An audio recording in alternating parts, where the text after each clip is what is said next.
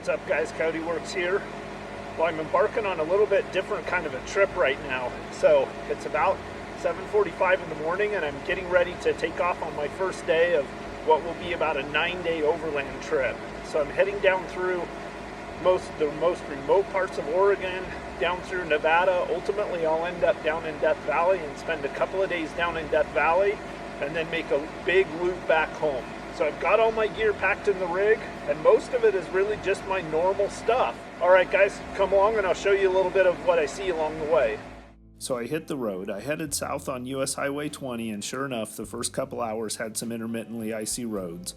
But once I got a few hours south of that, the roads cleared up, and I headed into the wide open desert country of southeastern Oregon and then on down into northern Nevada.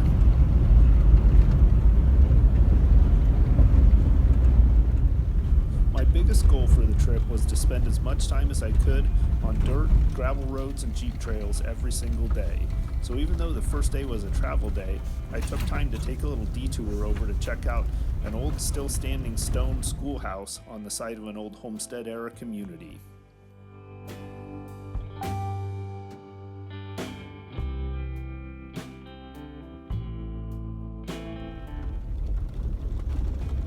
What's up guys? So it's day number 2 on my 8-day overland excursion down into Nevada, California, Southern Oregon. And I'm just exploring this area. I'm near this old kind of ghost town and it still has a few residents, it looks like, called Manhattan. And I've just been taking some of the Jeep trails around here looking at some of the old mine ruins, and it's a pretty cool area. But now I got to jump back in the Jeep and make some time.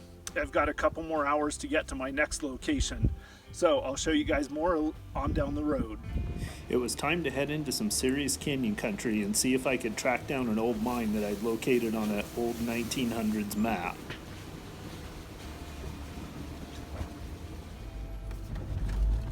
The farther up into the canyons that I got, the worse the road got. It just kept getting smaller and smaller and eventually just came to a complete end, leaving me to hike the last mile and a half or so to where the mine site would be.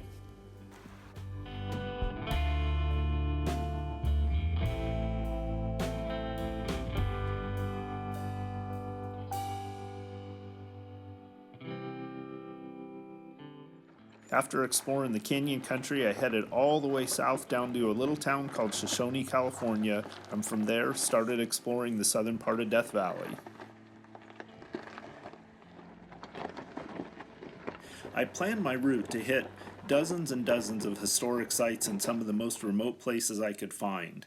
Day number 3 was going to give me the opportunity to see one of the first sites that I'd researched.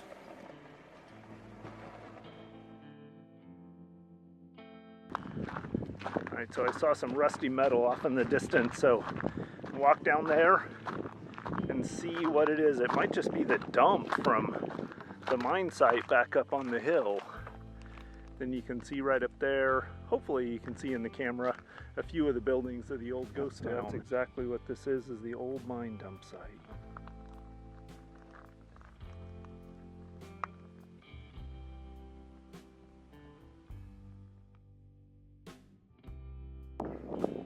Here's some more of the buildings. Just pulling down, exploring a little bit more of this site. This is a nice little oasis in here.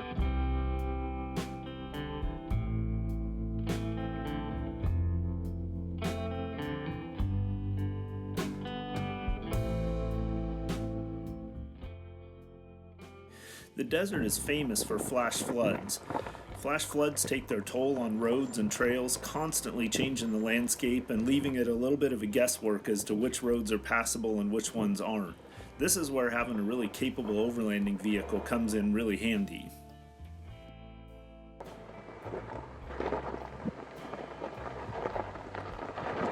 Each time I dropped into the next valley, I was treated to another new, unique, and always amazing piece of the desert landscape.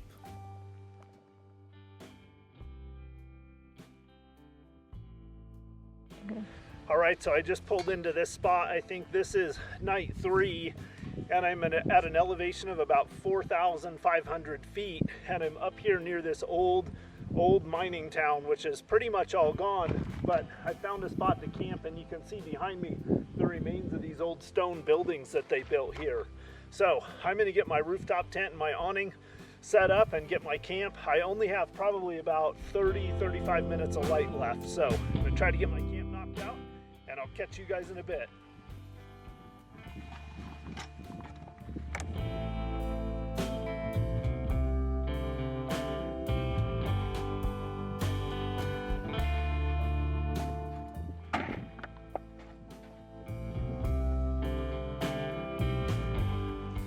It's getting dark fast, so I'm going to set up one of my favorite pieces of overlanding gear, the Ready Light from Go FSR or Free Spirit Recreation.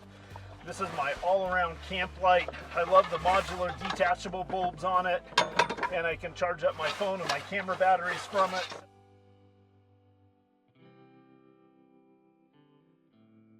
Camp setup's easy. I've got a beautiful view out over the valley. Now I'm just going to button my hike the next morning is usually my first chance to explore the area I just spent the night in.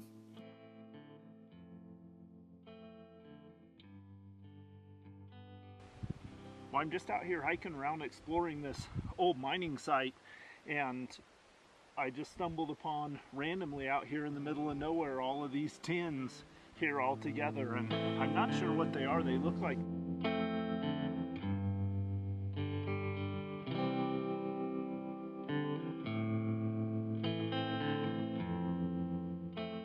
Now normally when I'm out exploring, I like to stay as far away as possible from any place where anyone else is likely to go. To me, a good trip is one when the only other person I see is somebody I brought with me or no one at all. But there was one popular trail that I wanted to hit on this trip: Titus Canyon.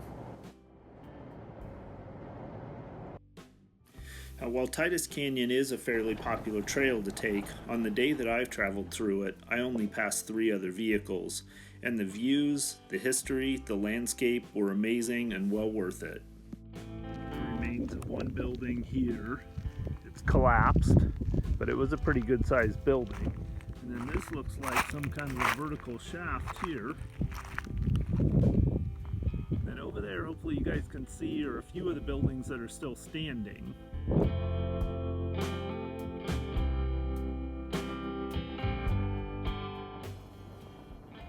After leaving the site of the old Leadfield ghost town along the Titus Canyon route, the road from then on out basically just follows the bottom of the wash in the midst of the slot canyons.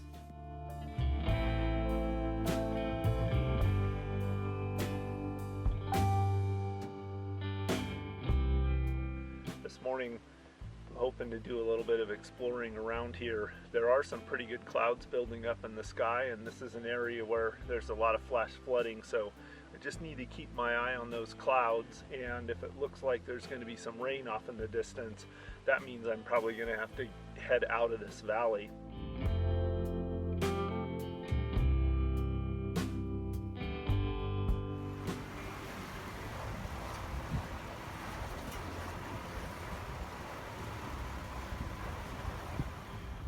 Alright, this is just so cool. I've been taking this little Jeep trail out through this Joshua tree forest, and we have nothing like this back in Oregon, but it's just really cool. Love these trees in this sandy valley out here.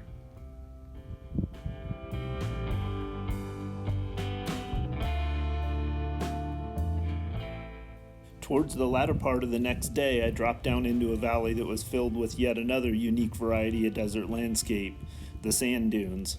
So after spending a couple hours exploring the dunes, I made my camp nearby.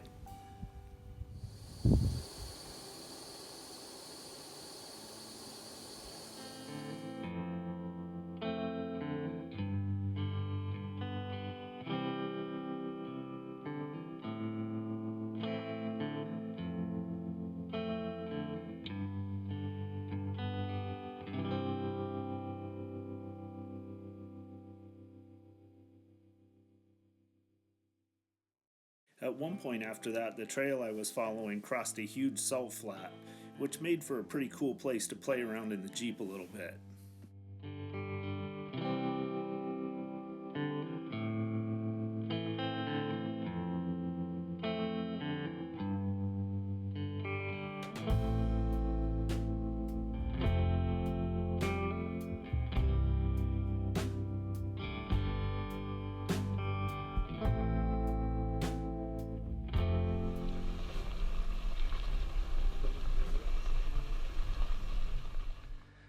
Well, this is, I can't remember, day 6 or day 7 of the Overland expedition, and I've worked my way back in, and I'm on the site of this old ghost town, this old mining town called State Line. So it's really windy out here. I'm starting to move a little bit farther north, so the temperature's dropping, but the worst thing is it's really windy, so I've actually got the camera back inside the mouth of a mine tunnel where it's out of the wind.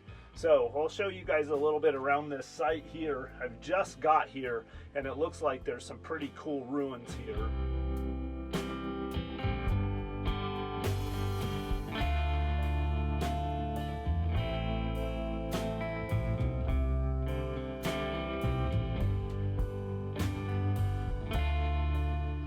All right, well, I just got my camp all set up, and just in time. It's, as you guys can see, it's dark. But I got my ready light set up. That's one of my favorite pieces of gear. It does a good job of lighting up my camp. And I just got out my stove, my little Optimus Crux, and I'm getting ready to have a mountain house meal tonight. I've got a little turkey tetrazzini on the menu, which is one of my personal favorites.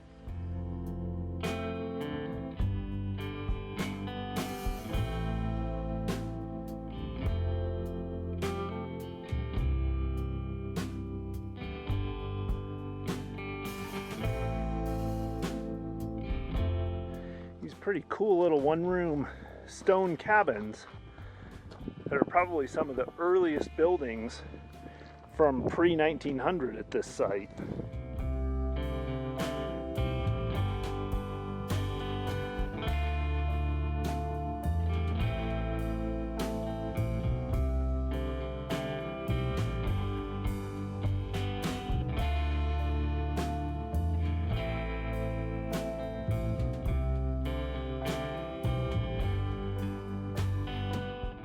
Nice and spacious, good fire pit in back, a little bit of the roof structure left.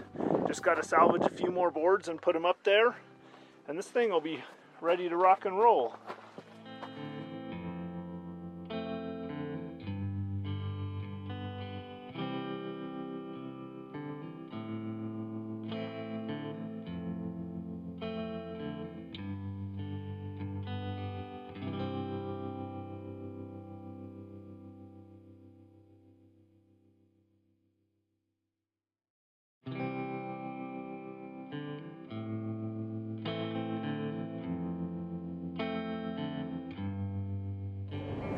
So I'm getting towards the end of my trip, and I'm heading out this remote stretch of highway and back up in a little bit more into northern Nevada, and I'm on my way to see a ghost town called Belmont. And I did a little reading about the town. It has a pretty cool history, but it's pretty remote, but supposedly it's one of the cooler little ghost towns to see. But it's been pretty interesting to go from 95, 97 degrees down in the southern part of Death Valley to go back up here and kind of northern or north central Nevada, where right now it's running 42 degrees outside. I've just turned over 1,592 miles so far for this trip, so I've seen a lot of country, a lot of interesting things, and I've still got a couple of days to go.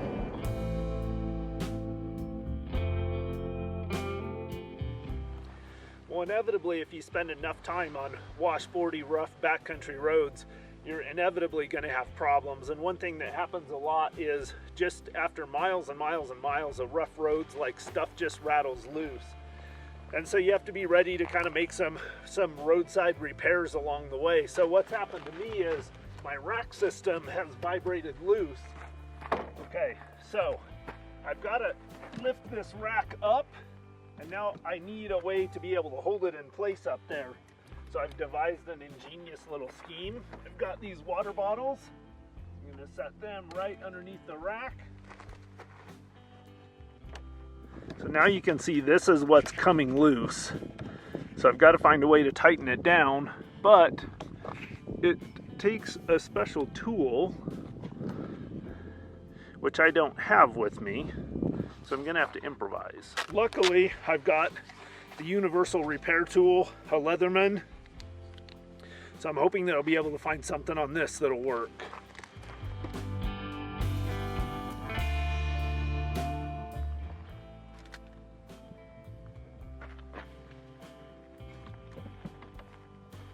All right. right, about 10 minutes. I got all the brackets tightened back down, and I'm gonna hit the road again.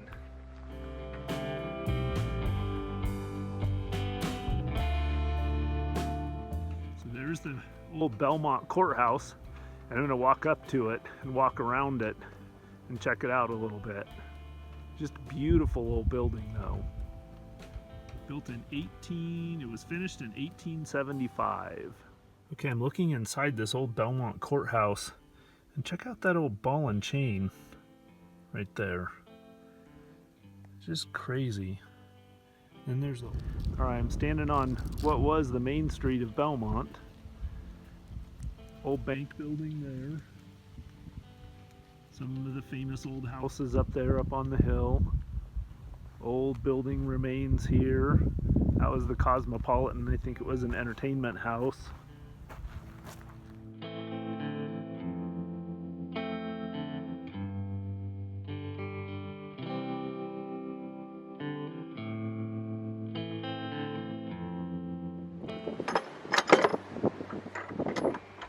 This is the old combination mill and smokestack for Belmont. Look at that detail at the top of that. And all these old ruins here.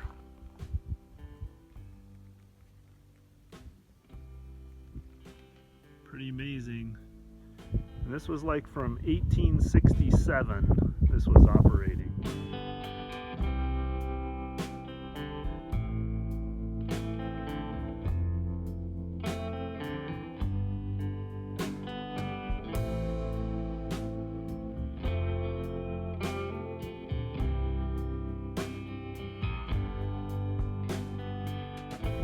Hopefully the wind noise isn't too bad, but I just climbed way up this mountain to this other old stone ruins.